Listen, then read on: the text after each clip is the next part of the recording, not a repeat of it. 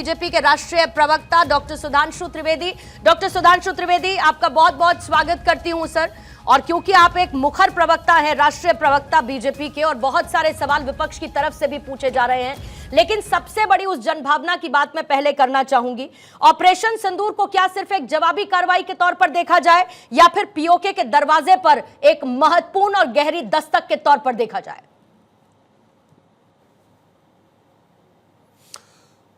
देखिए, ऑपरेशन सिंदूर जो प्रधानमंत्री श्री नरेंद्र मोदी जी ने कहा है, यह मात्र एक जवाबी कार्रवाई नहीं है।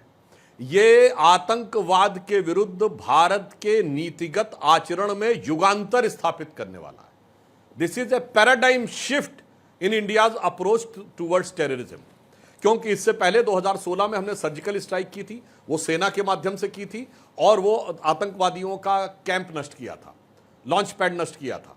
उसके बाद जाकर जो हमने बालाकोट में किया वो एयरफोर्स के माध्यम से किया, और उसमें उनका जो लॉन्च पैड था वो नष्ट किया था कैंप की बजाय। एक स्टेप आगे गए, और इस बार हमने नो टच वॉर की, यानी मिसाइल के द्वारा उनके हेडक्वार्टर्स जैसे मोहम्मद और लश्कर तैयबा के उड़ाए। इसका मतलब अब बहुत स्पष्ट हो गया है कि भारत हर जवाब में आगे बढ़ता जा रहा है। Era of India as a soft state is over, और अब जल थल नभ कहीं से भी भारत आतंकवाद के विरुद्ध करारा और प्रभावी प्रतिकार करने की स्थिति में आ गया है। तो वो दिन चले गए जब भारत में आतंकवादी घटना होने के बाद सिर्फ डोजियर भेजे जाते थे, अब सेना और मिसाइल भेजे जाते हैं। एक वो दौर था जब आतंकवाद होता था, श्रीनगर से मुजफ्फराबाद तक बस भेजी जाती थी, पीओके के अंदर जो मुजफ्फराबाद है, जो पीओके की राजधानी माना जाता है। अब यहां से मिसाइल जाते हैं। तो ये एक मूलभूत अंतर आया है मोदी जी के नेतृत्व में, भारत की छवि में, भारत की अप्रोच में, और भारत के अंतर्राष्ट्रीय स्वरूप में। क्योंकि आप इतिहास के भी बहुत गहरे जानकार हैं डॉक्टर सुधांशु त्रिवेदी, क्या माना जाए ऑपरेशन सिंदूर 1947 की जो अधूरी कहानी रही उसको पूरा करने की दिशा में एक निर्णायक कदम के तौर पर देखा जाए? क्योंकि प्रधानमंत्री ने आतंकवाद के खिलाफ लड़ाई को अब एक न्यू नॉर्मल करार दिया। यह भी कहा कि any act of terrorism will be considered as an act of war, और उसको उसी तरीके से ट्रीट किया जाएगा, यह भी उनकी तरफ से कहा गया। देखिए पूर्णिमा जी, दुनिया में कहीं पर भी युद्ध होता है या संघर्ष होता है या कोई विवाद होता है या कोई द्वंद्व होता है, दो देशों के बीच में हो या कॉलोनी और मोहल्ले में दो लोगों के बीच में हो, एक स्थापित सत्य माना जाता है कि हमेशा कमजोर और छोटा यह कहता है कि बड़ा और ताकतवर उसे सता रहा है। पर यह हमारे यहां एक विचित्र स्थिति थी कि पाकिस्तान हमसे कमजोर था, हमसे छोटा था, हम बड़े और ताकतवर थे, पर वो हमें सताता था और हम सिर्फ चिल्लाते थे।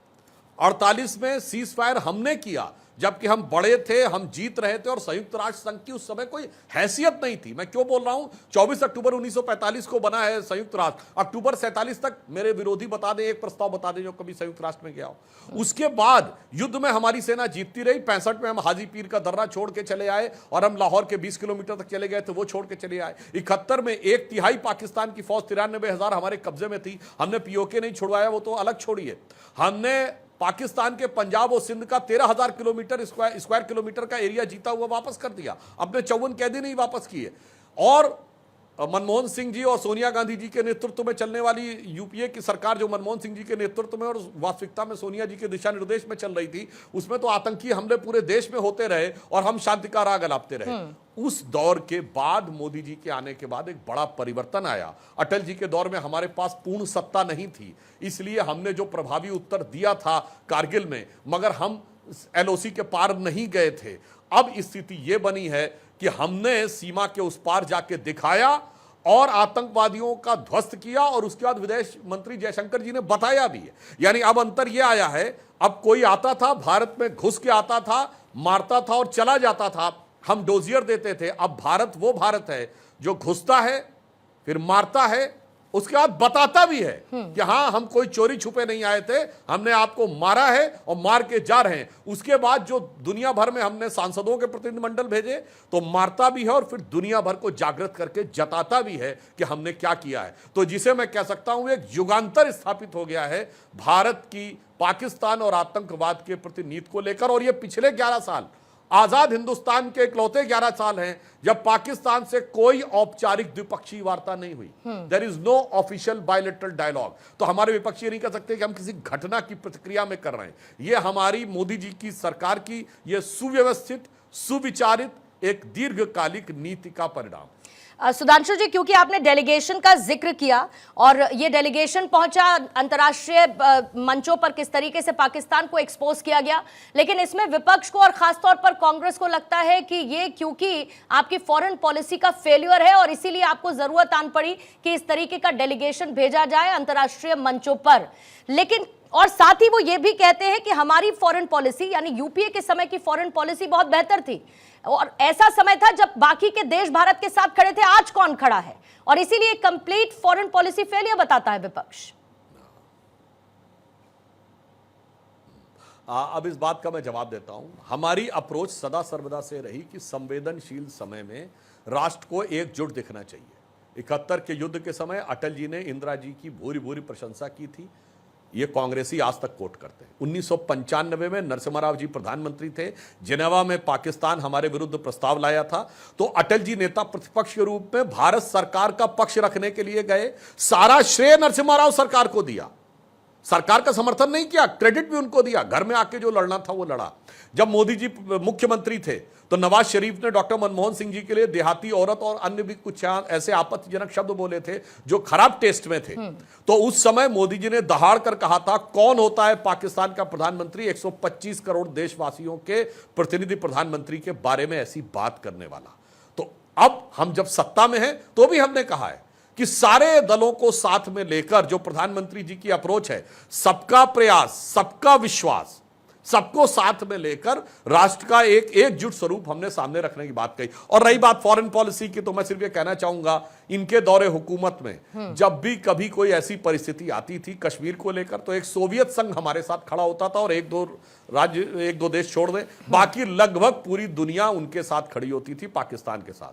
आज एक दो देशों को, चाइना, टर्की और अजरबैजान को छोड़ दें तो वो उनके साथ है, बाकी लगभग पूरी दुनिया हमारे साथ है। और आपके दर्शकों के लिए भी बता दूं, 1971 में आधा दर्जन प्रस्ताव भारत के विरुद्ध आए थे यूएन सिक्योरिटी काउंसिल में, हर बार सोवियत यूनियन ने वीटो किया था। 7 दिसंबर 1971 को संयुक्त राष्ट्र महासभा में 100 से अधिक देशों ने भारत के विरुद्ध वोटिंग की थी, 100 से अधिक देशों ने। आज बताइए, आज कौन सा देश भारत के विरुद्ध बोल रहा है? आज स्थिति यह है कि जो मुस्लिम वर्ल्ड के बड़े देश हैं, सऊदी अरब जो सुन्नी मुस्लिम वर्ल्ड का लीडर है, ईरान जो शिया मुस्लिम वर्ल्ड का लीडर माना जाता है, दोनों ने आतंकवाद की आलोचना की और पाकिस्तान के मुद्दे के ऊपर मौन धारण कर रखा है। मुझे लगता है इससे बेहतर सफलता विदेश नीति की नहीं हो सकती है जो आज के जमाने में मोदी जी के नेतृत्व में भारत को दिखी। और चूंकि रक्षा से जुड़ा मामला है तो मैं एक और बात कह दूं, भारत को रशिया से S-400 मिसाइल डिफेंस सिस्टम मिला है, जबकि हम क्वाड के मेंबर हैं, इसके बावजूद रूस ने हमको दिया है। S-400 देने पर अमेरिका की धमकी थी सैंक्शन लगाने की, अमेरिका ने सैंक्शन नहीं लगाया, बल्कि अमेरिका से भी प्रीडेटर ड्रोन मिलने का करार हो गया, जो कि नेटो के बाहर उसने किसी देश को नहीं दिया है। यह दर्शाता है कि किस कूटनीतिक दक्षता के साथ हम चल रहे हैं। और मैं एक बात और कह दूं, जो लोग हमारी फॉरेन पॉलिसी पे सवाल उठाते थे रशिया यूक्रेन वॉर में, वो कहते थे खुल के यूक्रेन के साथ क्यों नहीं खड़े। आज आप बताइए, हमको S-400 मिसाइल सिस्टम के अलावा, चूंकि कांग्रेस के रिजीम की लीगेसी हमारे 60% से लेकर 2/3 जो डिफेंस इक्विपमेंट है उस पर हमारी डिपेंडेंसी रशिया पे है, आज हमें उसकी जरूरत ज्यादा है या किसी अन्य की। जो कहते थे इजराइल हमास के बारे में, आप खुल के हमास के, फिलिस्तीन के साथ क्यों नहीं खड़े। आज हमें किसी भी प्रकार का टेक्निकल इंटेलिजेंस इनपुट चाहिए हो तो इजराइल की उपयोगिता हमारे लिए फिलिस्तीन की, तो हमने वहां भी संतुलन बना के रखा है। इजराइल फिलिस्तीन के बारे में, रशिया यूक्रेन में भी संतुलन बना के रखा है। परंतु जिसकी नजर में ही धोखा हो, जिसके नजर पे मोदी विरोध का चश्मा चढ़ा हो, जिसे मोदिया बिंदु हो गया हो किसी भी चीज को देखने का, तो उसको दृष्टि दोष के कारण आप भारत की विदेश नीति को दोष नहीं दे सकते। लेकिन बीजेपी सरकार और 140 करोड़ भारतीयों को सेना का पराक्रम नजर आता है, लेकिन विपक्ष को यह बीजेपी का पब्लिसिटी स्टंट नजर आता है। विपक्ष ये कहता है कि सेना के पराक्रम को बीजेपी ने एक पॉलिटिकल टूल की तरह सियासी मंचों पर इस्तेमाल किया, फिर चाहे पश्चिम बंगाल की मुख्यमंत्री ममता बनर्जी, जिनका जवाब आज ही आया प्रधानमंत्री मोदी के पहुंचने के बाद, या फिर कांग्रेस रही हो। देखिए, सेना के पराक्रम के साथ भारतीय जनता पार्टी सदा सर्वदा से खड़ी रही। 2 उदाहरण बताता हूं। पोखरण विस्फोट हमने किया हमारी सरकार आने के बाद। ये लोग कहते हैं 74 में किया था, तो मैं दर्शकों को कहता हूं जाके चेक करिए, 74 और 98 के विस्फोट में 2 अंतर थे। 74 में हमारे अनाउंस करने से पहले अमेरिका रूस दोनों ने अनाउंस कर दिया था कि भारत ने किया। 98 में हमारे अनाउंस करने से पहले किसी को नहीं पता था। दूसरा, 74 में भारत ने झुक कर कहा था कि हमने शांतिपूर्ण कारणों के लिए किया है। 98 में अटल जी ने खुलकर कहा था न, हमने शांतिपूर्ण नहीं किया, we are the nuclear state.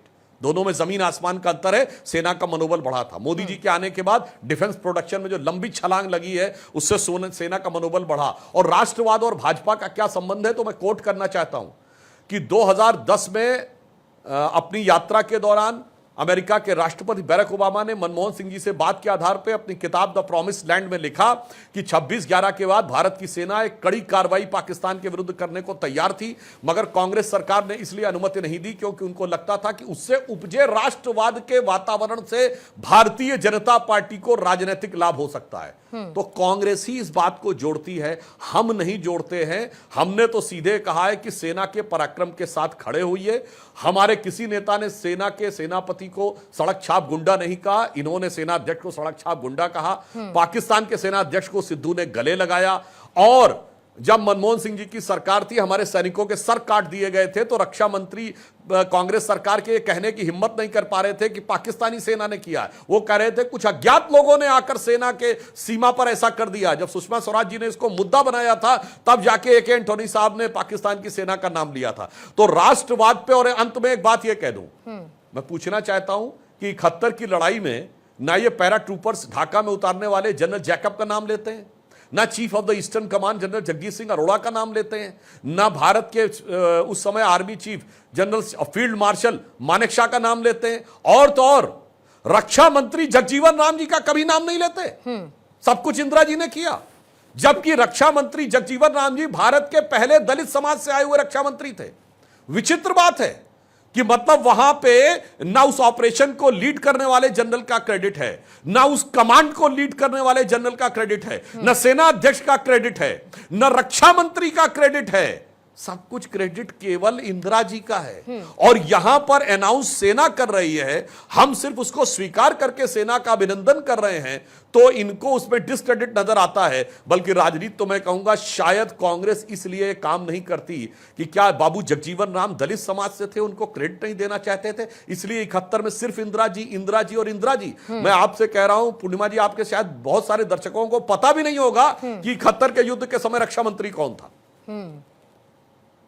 लेकिन वही दूसरी तरफ, आप सर्जिकल स्ट्राइक हो, बालाकोट हो या फिर ऑपरेशन सिंदूर हो, बीजेपी इसकी बार बार बात करती है। कांग्रेस को अभी यह बताना पड़ रहा है कि उनके कार्यकाल के दौरान कब कब हमने पाकिस्तान को लेकर जवाबी कार्रवाई की। लेकिन एक और जो इतिहास के अगर पन्ने पलटे जाए डॉक्टर त्रिवेदी, तो यह बताया जाता है कि बहुत चुपचाप रही है कांग्रेस इसको लेकर। क्या सेना के शौर्य को कांग्रेस ने अपने समय में अंडरमाइन किया, उसको वो वैल्यू नहीं दी जैसा कि बीजेपी देती है, तिरंगा यात्रा निकालकर या फिर विजय जुलूस निकालकर? और अगर सेना ने शौर्य दिखाया तो उसको बताने और सेलिब्रेट करने में समस्या कैसे हो सकती है? देखिए, एक फंडामेंटल डिफरेंस है। हमने जो स्ट्राइक्स की 2016 में, सर्जिकल स्ट्राइक के बाद किसने प्रेस कॉन्फ्रेंस की? Director general military operation. 2019 में बालाकोट के बाद किसने प्रेस कॉन्फ्रेंस की? एयरफोर्स ने। 2025 में ऑपरेशन सिंदूर के पहले चरण के बाद किसने प्रेस कॉन्फ्रेंस की?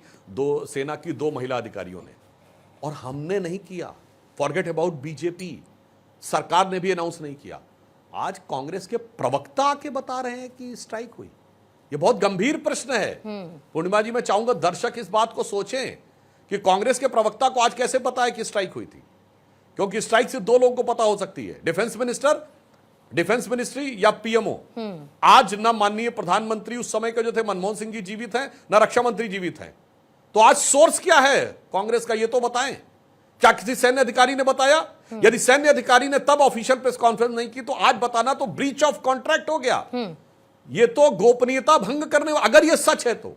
या फिर साफ उठता है, हमारे जमाने में सेना प्रेस कॉन्फ्रेंस करती है सब प्रमाण वीडियो के साथ। इनके यहां 12-15 साल के बाद प्रवक्ता कॉन्फ्रेंस करते हैं जिसका वो सोर्स भी नहीं बता सकते। तो मैं कह रहा हूं ये सेना का उपहास उड़ाना। शुद्ध राजनीति ये है कि राजनीतिक दल का प्रवक्ता बोले, शुद्ध राष्ट्रनीति ये है कि सेना बोले और हम उसका समर्थन करें। और जहां तक हमारी तिरंगा यात्रा पे राजनीति का आरोप लगाने की बात है तो मैं एक ही बात कहना चाहता हूं, हमास के समर्थन में पूरे देश में निकलने वाली यात्राओं में जिनको संवेदनशीलता नजर आई, हिजबुल्लाह के समर्थन में निकलने वाली यात्राओं पे जिनको संवेदनशीलता नजर आई, इस्माइल हानिया जो हमास का चीफ था मारा गया, आज भी एक दूसरा मारा गया, उसके समर्थन में निकलने वाली यात्राओं में संवेदनशीलता नजर आई, जिन्होंने ट्वीट किया कि गाजा में क्राइम ऑन ह्यूमैनिटी हो रहा है, भारतीय सेना के अप्रतिम शौर्य पर निकलने वाली तिरंगा यात्रा में उनको राजनीति नजर आ रही है। तो ऐसे लोगों की सोच देश के लिए कितनी खतरनाक है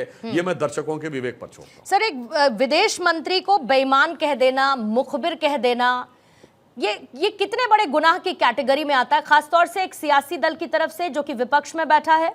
और क्या ये राष्ट्रीय सुरक्षा के लिए खतरनाक माना जाए? देखिए, बहुत स्पष्ट बात है कि विदेश मंत्री जी ने, जो मैंने पहले बताया, रात को 1:30 बजे 7 मई को पाकिस्तान को ऑपरेशन पूरा होने के बाद बताया कि हमने आपके यहां ये स्ट्राइक किया है, हमने ये आतंकवादी ठिकानों को डिस्ट्रॉय किया है, ना आपके किसी नागरिक ठिकाने पे, ना आपके सैन्य ठिकाने पे, ना आपके किसी स्ट्रेटेजिक लोकेशन जैसे पावर हाउस या अन्य उस पे किया है। हमें जो करना था हमने कर लिया, हमारी तरफ से विषय समाप्त है। यानी उसी समय हमने मान लिया था विषय। अब आप बढ़ाना चाहें तो है, भारत ने यह बात दिखाया कि हम मार के आए हैं तो चोरी से नहीं आए, सीना जोरी के साथ आए, मारा है और बताया भी है। और जो लोग जयचंद की बात करते हैं तो मैं पूछना चाहता हूं, केवल 1.5 साल पहले राहुल गांधी जी विदेश में जाके बोले थे, why the defenders of democracy America and England are silent about India. मतलब वो कह रहे थे कि लोकतंत्र के जो अभिभावक हैं, यानी अगर हम उसे सामान्य भाषा में कहें कि अमेरिका और इंग्लैंड को लोकतंत्र का माई बाप बोल रहे थे और उनसे ये अनुरोध कर रहे थे कि भारत में आके हस्तक्षेप करें, जयचंदी सोच ये है?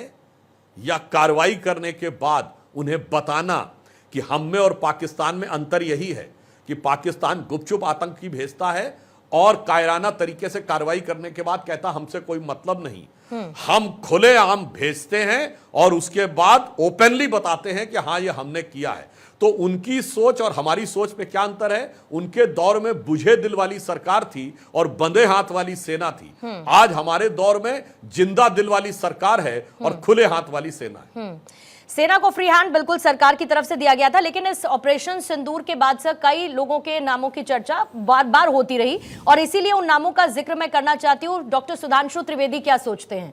डोनाल्ड ट्रंप की तरफ से आया बार बार बयान ये कहते हुए कि मैंने मध्यस्थता कराई, मैंने सीजफायर कराया, ये इसको कैसे देखा जाए? और डोनाल्ड ट्रंप ने एक बार नहीं बल्कि कई बार इस बात का जिक्र किया, डिस्पाइट ऑफ भारत ने कहा कि द्विपक्षीय मामला है, फिर भी डोनाल्ड ट्रंप रुके नहीं। अब देखिए, डोनाल्ड ट्रंप के बयान लेने हैं तो मैं कहता हूं अगर विपक्ष को डोनाल्ड ट्रंप जी के बयान के ऊपर भरोसा है तो फिर पूरा भरोसा करिए। अब मैं कोट करता हूं, नवंबर 2024 में जब वो चुनाव के लिए लड़ रहे थे, अक्टूबर में, उनका एक बाकायदा वीडियो अवेलेबल है, कोई जाके चेक कर सकता है। उन्होंने कहा कि उन्होंने प्रधानमंत्री मोदी जी से कहा कि एक देश, हिंदी में बोल रहा हूं, कि एक देश जो आपको बहुत परेशान करता है, मैं उससे बात कर सकता हूं और कोई गेस कर सकता, anybody can guess which country is. और उसमें उन्होंने साफ साफ क्या बोला? देन मोदी से no no no, I have dealt with him several times, I will do it, I will do it, I will do it. ये मोदी जी के बारे में ट्रंप का दिया गया बयान। अब आइए इस घटना के बाद 8 मई को डोनाल्ड ट्रंप ने कहा टिट फॉर टैट हो गया, अब रुक जाना चाहिए। टिट फॉर टैट मतलब जैसे को तैसा। जैसे को तैसा मतलब क्या? इसका मतलब उन्होंने यह स्वीकार किया कि पहलगांव में शुरुआत पाकिस्तान ने की, टिट तभी आया, और टैट का मतलब भारत ठोक चुका था। ये दोनों बातें स्वीकार कर लीजिए। अब आइए जो 12 मई को हुआ, इसकी टाइमलाइन समझिए। जो 10 मई को बयान दिया गया, 9 मई को जेडी वैंस अमेरिका के उपराष्ट्रपति से पूछा जाता है कि भारत पाकिस्तान के कॉन्फ्लिक्ट के बारे में, वो कहते हैं this is none of my business, इसका हमसे कोई मतलब नहीं। फिर 24 घंटे में ऐसा क्या हो गया कि डोनाल्ड ट्रंप ने यह कहा कि मैंने एक न्यूक्लियर कॉन्फ्लिक्ट रुकवा दिया। अब अगर भरोसा करना तो पूरा करिए ना, क्योंकि 9-10 अगस्त की रात को 2:30 बजे शहबाज शरीफ पाकिस्तान के प्रधानमंत्री का ऑन रिकॉर्ड दिया गया बयान है कि आसिम मुनीर ने उनको जगा के कहा कि पाकिस्तान के कई एयरबेस के ऊपर अटैक हुआ है और नूर खान एयरबेस पर भी मिसाइल गिरी है। और तमाम अंतर्राष्ट्रीय विशेषज्ञों ने, जिसमें टीम के ऊपर जॉन स्पेंसर वगैरह हैं, जिन्होंने यह कहा कि सरगोदा में उनके न्यूक्लियर इंस्टॉलेशन के ऊपर कोई क्षति हो सकती है। और सरगोदा हमारे यहां से 177 किलोमीटर से दूर था, तो खतरा कुछ भी हो सकता था। भारतीय सेना ने कहा हमें नहीं पता, परंतु अगर अमेरिका की बात माननी है तो न्यूक्लियर एंगल ट्रंप लेके आए, तो बात पूरा भरोसा करिए ट्रंप के ऊपर। नहीं, न्यूक्लियर एंगल पे तो मुझे भारत की सेना के बयान पर भरोसा है। अब आइए, 14 मई को पाकिस्तान के अमेरिका के विदेश विभाग के प्रवक्ता से पूछा गया कि क्या अमेरिका का कोई जहाज पाकिस्तान में न्यूक्लियर लीक की जांच करने गया। वो कह सकता था ये गलत है, उसने कहा कि इसका जवाब देना मेरे परव्यू में नहीं है। अब बताइए, बहुत गंभीर बात थी। 15 मई को डोनाल्ड ट्रंप ने मीडिएशन की बात विड्रॉ कर ली। उन्होंने कहा मैंने मध्यस्थता नहीं की, मैंने सिर्फ हेल्प की। तो भाई, या तो डोनाल्ड ट्रंप पे भरोसा है तो सारे बयानों को मानिए और फिर उनके उस बयान के न्यूक्लियर एंगल को भी मानिए। अब आप कहेंगे नहीं, मुझे सारे बयान नहीं मानने हैं, एक बयान ही मानना है, और एक बयान का भी सिर्फ एक हिस्सा मानना है, पूरा नहीं मानना है। या तो भाई पहले तय कर लो भरोसा भारत के विदेश मंत्री के बयान, विदेश मंत्रालय के बयान पे है या ट्रंप के। एक बार आप तय कर लीजिए, तब जवाब देने को तैयार है। वरना इधर से इतना लिया, इधर से उतना लिया, यह कहने का जो प्रयास है वो सरासर गलत है। अगर ट्रंप की बात मानिए तो न्यूक्लियर एंगल भी मान लीजिए, नहीं मानिए न्यूक्लियर एंगल तो फिर ट्रंप जी की बात पर भरोसा हो। भारत सरकार ने बहुत स्पष्ट कहा कोई मध्यस्थता किसी की स्वीकार नहीं है। और मैं पुनः रिपीट कर रहा हूं, जिन लोगों ने अमेरिका और इंग्लैंड से आह्वान किया था कि भारत के लोकतंत्र में आके हस्तक्षेप करो, वो जब ऐसी बात करते हैं तो इसके लिए हिंदी की एक प्रसिद्ध कहावत याद आती है, सूप बोले तो बोले और चलनी भी बोले जिसमें 100 छेद। सर, दूसरी तरफ कांग्रेस के वरिष्ठ नेता शशि थरूर ऑपरेशन सिंदूर की वो सराहना करते हैं, तो अपनी ही पार्टी के अंदर उन्हें आलोचना का सामना करना पड़ता है। आपको लगता है कि अगर कांग्रेस के अंदर कोई राष्ट्रवादी सोच वाला व्यक्ति है तो उस पर एक प्रेशर बिल्डिंग एक्सरसाइज आपको इस समय देखने को मिलती है जैसी शशि थरूर पर हो रही? देखिए, बहुत सहज और स्वाभाविक है। अनेक लोग जो राष्ट्रवादी और रैशनल सोच के थे, उनको कांग्रेस से बाहर का रास्ता देखना पड़ा। आज से नहीं, ये बात 60-70 साल से चली आ रही है। अनेक शशि थरूर जी के बारे में सिर्फ ये कहना चाहूंगा, भाई शशि थरूर डिप्लोमैट रहे, तो कोई ये नहीं कह सकता कि उनको विदेश नीति की समझ किसी से कम है। और विदेश संबंधी संसदीय समिति के वो अध्यक्ष हैं और कांग्रेस ने ही नॉमिनेट किया था। अब उनके जाने पर उनको आपत्ति है कांग्रेस को। अब बताइए, सलमान खुर्शीद साहब विदेश मंत्री रहे कांग्रेस सरकार में, उनके जाने पे आपत्ति है। मनीष तिवारी जी इतने प्रबुद्ध हैं और उनके अनेक आर्टिकल इंटरनेशनल डिप्लोमेटिक इश्यूज पे आते हैं, उनके जाने पे आपत्ति है। इसका मतलब हो गया है कि आज अविश्वास कांग्रेस के अंदर इस तरह बढ़ गया है, लैक ऑफ कॉन्फिडेंस इतना हो गया है कि इन्हें भारत सरकार पे भरोसा नहीं, रक्षा मंत्रालय, विदेश मंत्रालय पे भरोसा नहीं, भारत के सेना के वक्तव्य पे भरोसा नहीं, ट्रंप के बयान पर भी पूरा भरोसा नहीं, अंतरराष्ट्रीय मीडिया में आई चीजों पर भरोसा नहीं, और अब तो भरोसा इस कदर खो गया कि अपने नेताओं पर, जो इस विषय के विशेषज्ञ नेता हैं, उस पर भी भरोसा नहीं। और तो मैं ये कह सकता हूं कि या तो फिर भरोसे में कमी है या समझ में कमी है। या तो ये नासमझ है या पूरी तरीके से जिसे इंफीरियरिटी कॉम्प्लेक्स, एहसास कमतरी कहते हैं, उससे वाबस्ता है। ये विचार मैं दर्शकों के ऊपर छोड़। क्या असद ओवैसी ने चौंकाया डॉक्टर सुधांशु त्रिवेदी को? मैं कहना चाहूंगा, असदुद्दीन ओवैसी से हम लोगों के घनघोर मतभेद है, और मुझे लगता है कि जो कांग्रेस तुष्टीकरण की नीति करती है उसके वो आगे के प्रतीक है। कुछ कुछ वो पैटर्न जो कांग्रेस ने जिन्ना के साथ किया था उस तरफ आगे है। मगर एक बात ये कहनी पड़ेगी कि विदेश में जाकर कम से कम असदुद्दीन ओवैसी ने उतनी मैच्योरिटी दिखाई है कि पाकिस्तान और आतंकवाद के विषय के ऊपर उन्होंने कोई पार्टी पॉलिटिक्स का विचार नहीं दिखाया है। तो मुझे लगता है कि, और कांग्रेस के भी नेताओं ने, चाहे शशि थरूर हो, असदुद्दीन ओवैसी हो, सुप्रिया सुले जी हो, जो भी लोग लीडर बन के गए हैं विपक्ष के, उन्होंने, और अन्य जो हमारे साथी सांसद गए हैं, उन सब ने मैच्योरिटी दिखाई है। तो मैं कहना चाहूंगा राहुल गांधी जी से, कांग्रेस पार्टी से थोड़ी सी मैच्योरिटी आप भी दिखा लीजिए। अब आप नेता प्रतिपक्ष बन गए हैं, कम से कम भाजपा से नहीं सीखना चाहते कि लंबे समय विपक्ष में रह के कैसे मर्यादित आचरण किया जाता है, तो अन्य जो विपक्ष के सांसद हैं उनसे सीख लीजिए तो ज्यादा बेहतर होगा। पाकिस्तान को तो ऐसा जवाब डॉक्टर सुधांशु त्रिवेदी भारत ने दिया है कि शायद कई आने वाली रातों की नींद उसकी उड़ी रहेगी और उड़ी रहनी भी चाहिए, क्योंकि उसे समझ में आएगा कि भारत की जवाबी कार्रवाई किस तरीके की और किस हद तक हो सकती है। लेकिन चीन को जवाब देने का तरीका भारत के पास क्या है? प्रधानमंत्री की तरफ से आह्वान किया गया और जो स्वदेशी सामान है उसके इस्तेमाल को लेकर उन्होंने एक जन भागीदारी की बात की, 140 करोड़ भारतीयों को उससे जुड़ने का उन्होंने जिक्र किया। इसके अलावा चीन को काउंटर करने का भारत के पास क्या तरीका है? देखिए, इस ऑपरेशन सिंदूर में एक बहुत बड़ा झटका जिस देश को लगा है वह है चाइना। आप कहेंगे कैसे? देखिए, पाकिस्तान की 3/4 जो वेपनरी है वो चाइना से कनेक्टेड है। पहली बार चाइना की वेपनरी का रियल वॉर में यूज हुआ, यानी जो चाइना के हथियार थे उनका वास्तविक युद्ध में, यद्यपि ये युद्ध नहीं था, युद्ध उस संदर्भ में कह रहा हूं कि जो प्रैक्टिकल चीज हो रही है उसमें यूज हुआ, जिसमें वो अब कसौटी पर खरे नहीं उतरे। जो चाइनीज डिफेंस सिस्टम था HQ-9 वो रोकने में सफल नहीं रहा, वरना हम 10 एयर बेसिस पे अटैक नहीं कर पाते। और पाकिस्तान के प्रधानमंत्री ने बोला कि नूर खान जैसे उनके सबसे स्ट्रेटेजिक एयरबेस के ऊपर जाकर मिसाइल गिर गई। ऑन द कॉन्ट्रेरी हमारी ब्रह्मोस मिसाइल रोकने में सफल रही। और यह बात मैं सब प्रमाण कह रहा हूं, आपके दर्शक जाके चेक कर सकते हैं, किसी की मेरी बात पे भी भरोसा ना करें। जो चाइना का डिफेंस स्टॉक था, जो चाइना की डिफेंस कंपनी जो PL-15 मिसाइल बनाती है और जो उनका जो JF-17 जहाज है वो बनाती है, वो एविक्स सिस्टम्स है जो चेंगडू में है।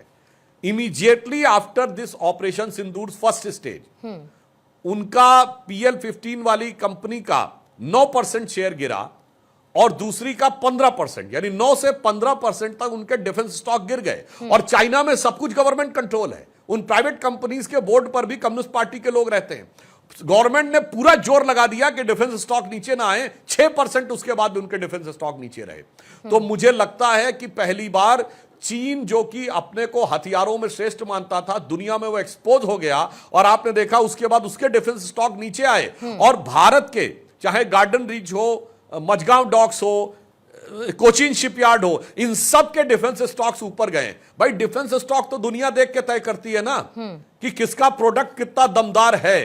तो चाइना के लिए यह झटका बहुत दमदार है। और मुझे लगता है कि तीर मारा तो गया था, मतलब मैं ऑन द लाइटर नोट कहूं, बहुत सी वो रजनीकांत की फिल्मों में दिखाते हैं ना कि मारा इधर था और रिफ्लेक्ट होके जाके वो तीर उधर लग गया।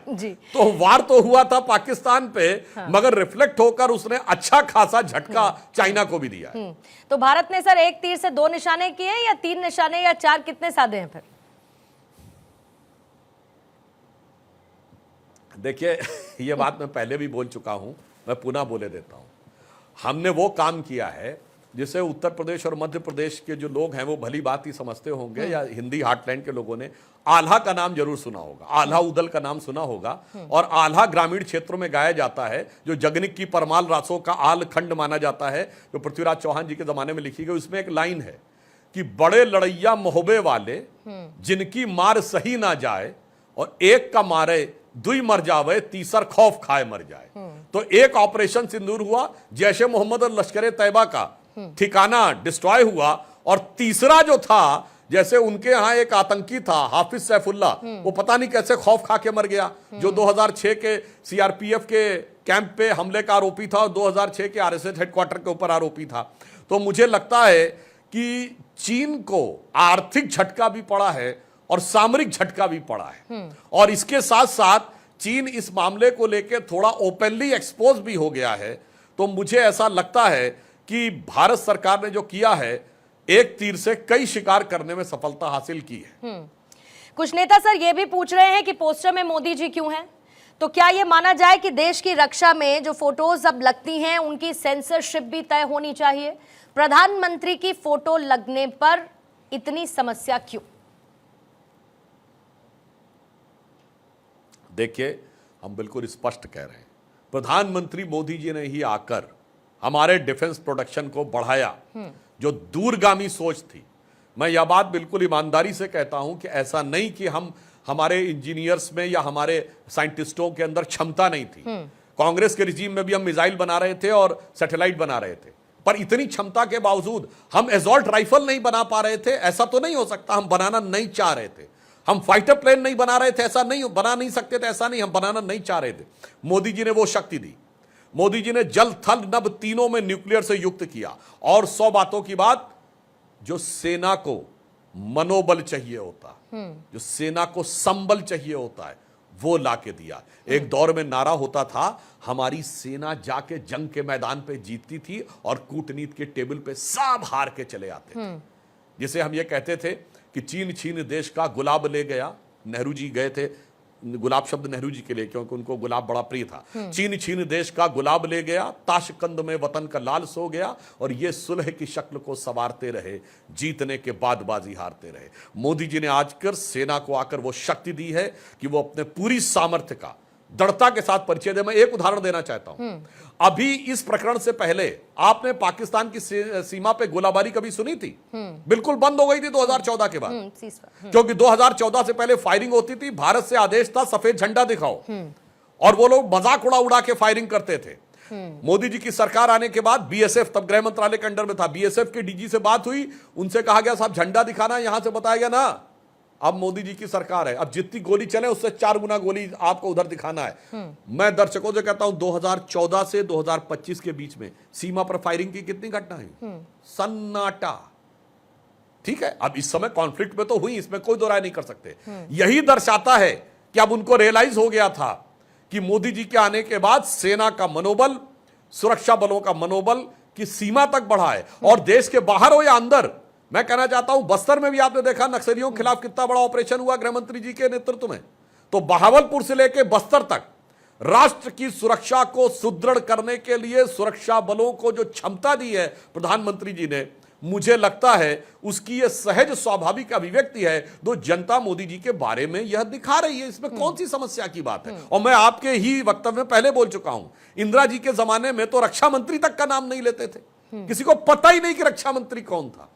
एक फोटो तक आपको नहीं दिखेगी जिसमें जगजीवन राम और वो साथ में बैठ के, जैसे हमारे में दिखा कि मोदी जी और राजनाथ सिंह जी बैठे हुए हैं और आर्मी के चीफ बैठे हैं, एनएसए बैठे हैं और बाकी लोग मीटिंग ले रहे हैं। ऐसी तो फोटो भी आसानी से अवेलेबल नहीं होगी अगर कोई जाके देखने का प्रयास करे। तो इसलिए मैं कह रहा हूं जो मोदी जी ने किया था, मुझे लगता है ये देश की जनता की भावना है कि वो मोदी जी के इस साहसिक निर्णय के लिए उनका अभिनंदन कर रही है। इसमें किसी प्रकार की किंतु परंतु की बात होनी नहीं चाहिए। इसी साहसिक निर्णय के साथ साथ एक सवाल और भी सुधांशु त्रिवेदी जी आया कि बहुत जल्द ही सीज फायर कर दिया गया, ये एक आम जनभावना भी बीच में देखने को मिली, लेकिन साथ साथ सरकार ने यह भी कहा कि हम डिप्लोमेटिक तरीके से पाकिस्तान को जवाब देते रहेंगे। प्रधानमंत्री ने आज बंगाल से कहा कि मैं 140 करोड़ भारतीयों के बिहाफ पर यह बात कहता हूं कि ऑपरेशन सिंदूर अभी खत्म नहीं हुआ है। पाकिस्तान के खिलाफ कार्रवाई को भारत की जनता अब आने वाले समय में कैसे देखेगी? देखिए, पहले बात बहुत स्पष्ट कर दूं, ना तो भारत सरकार ने इसे युद्ध कहा, इसे ऑपरेशन सिंदूर कहा है, और न युद्ध विराम शब्द का प्रयोग किया है। मोदी जी ने कहा है और सेना ने भी कहा एक ऑपरेशनल ब्रेक है, यह अल्प विराम है, युद्ध विराम नहीं, और अभी पूर्ण विराम नहीं आया। और जहां तक यह बात है कि किस कारण से रुका, तो हमने जैसे कहा हमारा किसी ऑपरेशन का ऑब्जेक्टिव होता है, वो हमने पहले दिन अचीव कर लिया था। उसके बाद 9-10 अगस्त की रात को जो हुआ वो भी कर दिया। मैंने आप ही के इसमें पहले बोला कि जब इस ढंग की अंतर्राष्ट्रीय मीडिया में खबरें हैं कि कोई न्यूक्लियर डिजास्टर हो सकता था, सरगोदा में यह माना जाता है कि पाकिस्तान का न्यूक्लियर आर्सेनल रखा है। और दर्शकों को यह पता होना चाहिए, यदि नहीं पता तो मैं बता देता हूं, न्यूक्लियर वेपन्स कोई ऐसे एक शोरूम की तरह सजा के नहीं रखे जाते। वो जमीन से कम 30-40 मीटर नीचे जाके बंकर बना के रखे जाते हैं, और उसमें सिर्फ 2 ही आउटलेट्स होते हैं, एक एंट्री और एग्जिट।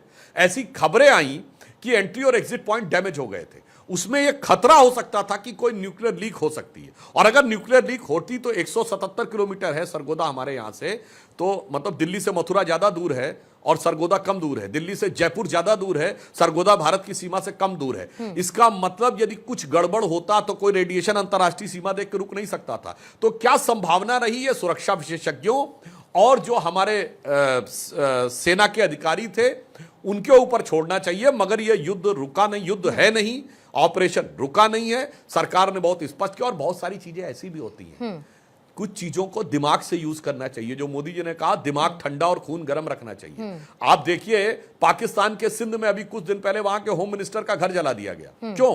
सिंध में झगड़ा किस बात का हो रहा है कि पंजाब ने जो नहर बनाई सतलज पे, जिससे पानी रोक दिया उन्होंने, तो सिंध में नाराजगी थी। अब जब भारत ने इंडस वाटर ट्रीटी के तहत पानी और रोक दिया है तो वहां पे मामला और भड़क गया है।